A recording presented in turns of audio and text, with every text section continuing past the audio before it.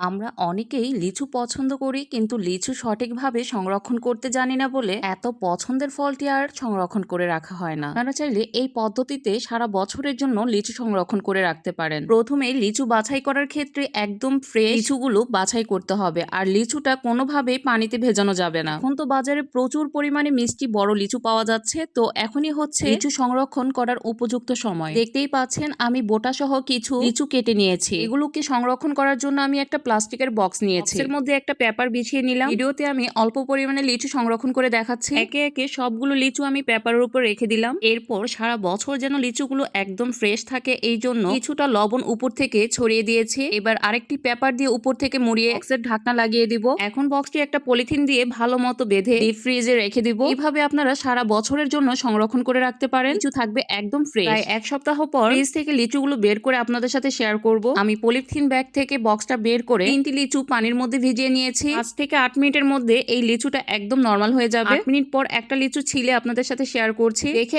একদম মনে হচ্ছে মাত্র গাছ থেকে পেড়ে আনা হয়েছে। আর টেস্টের কথা যদি বলি, ফ্রোজেন লিচুটা এই ধরেন 19 আর 20 এটুকুই ডিফারেন্স।